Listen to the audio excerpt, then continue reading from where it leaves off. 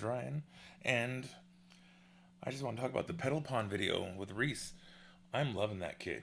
I am loving him so much. That guitar, oh my goodness. I had a little bit of like judgment against him when I saw the first video when he was playing the Sunburst Strat and having the wide brim hat, but that red Stratocaster, oh my goodness. With the stinger on the back, and when he handed it to the person, you could see all the grooves in the fingerboard. That thing is virtually scalloped just from him playing it. I love it. I love it. I love it. Fender, you better be looking at him and thinking about making a copy of it.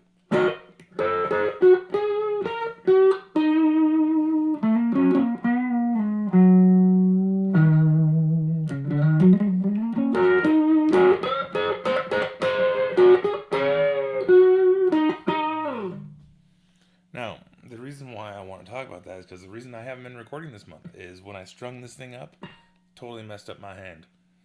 And it's the perils of the heavy strings.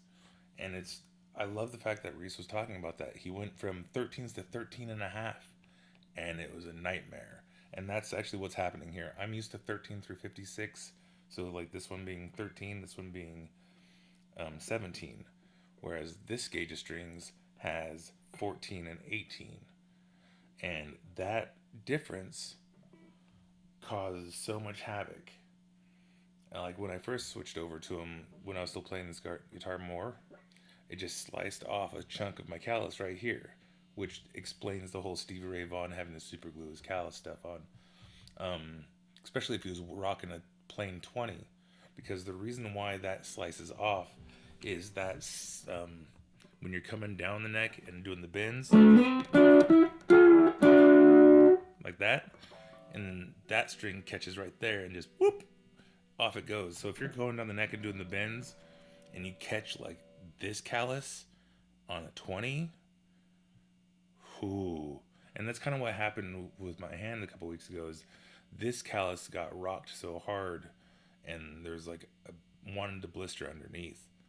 And I had to take some time off so it wouldn't, yeah, I mean my fingertips are already kind of deformed. But yeah.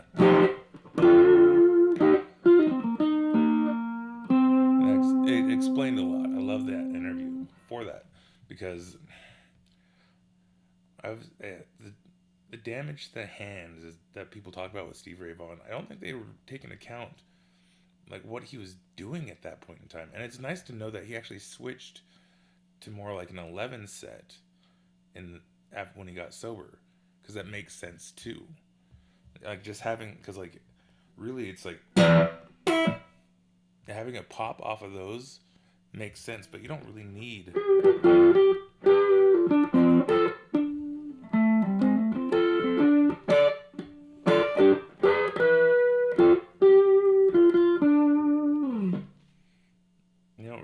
to keep the heavier strings on that. In fact, like it's nice to have guitars around with lighter strings. Like I have one with 10s and I actually have one with 8s, just so I can keep my vocabulary sharp, because it's weird to only be playing the 13 through 56 and then go try out a guitar. You end up overbending, like Rhys was talking about.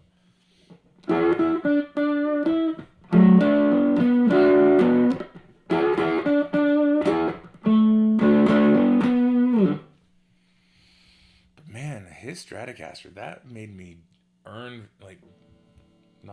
yearn for the days of those Guitar World centerfolds. That is one to be up on a wall. Kudos to you, man. I love it.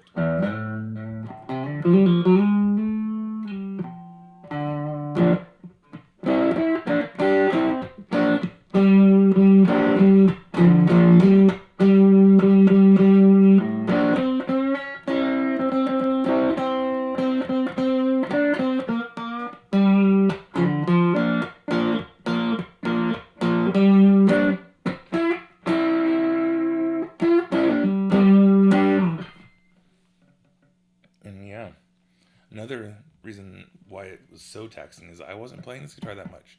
So even just going from 14 through 56, from a 24 and 3/4 scale length to the 25 and a half, like that wrecked my hand a bit. And I had a little added assistance. Gardening incident with cactus. Ended up having to like pull out some spines, which I still think I have part of one in my thumb. It sucks.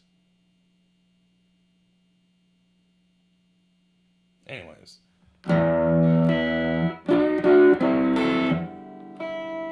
To address other like issues that they're talking about as far as like comments.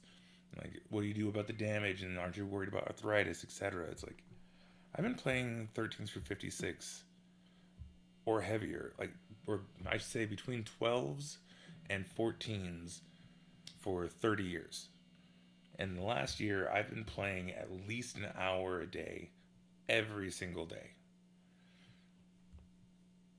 Well, since about April.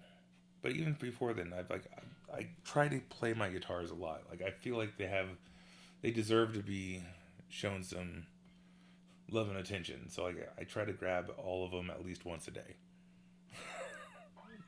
Or at least half of them. The basses are feeling a bit neglected. I can hear them.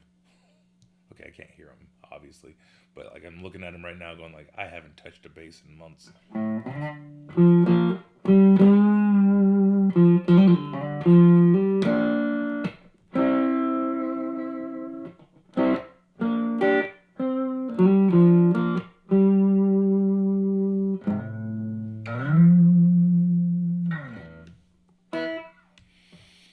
And then, yeah, like, now it's not, my heavy strings are definitely not for everyone. It does feel more appropriate, but it is like one of those, I didn't get turned on to it except until like paying attention to people like Stevie Ray Vaughan and Dick Dale, and then like through playing heavy strings, the one thing I've realized is I think guitars just sound better when they're tuned up to pitch with heavy strings. There's so much resonance. Like,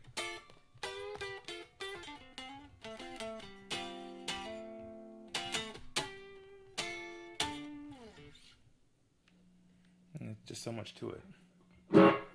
And from what I remember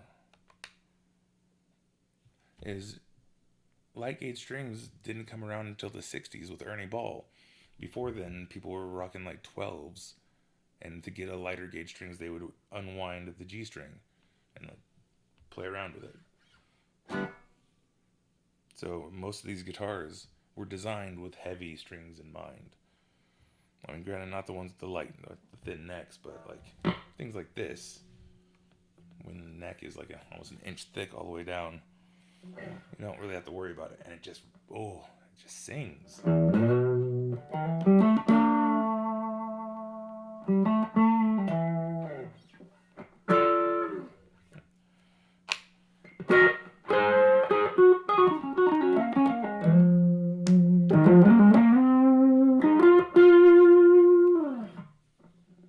Anyways, I think those are my thoughts.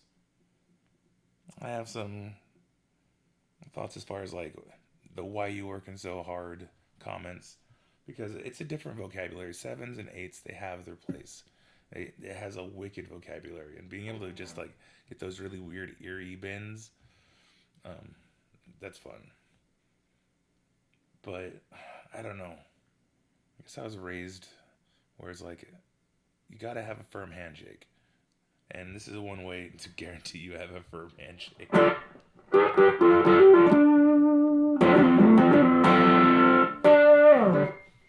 And I think I'm done for today.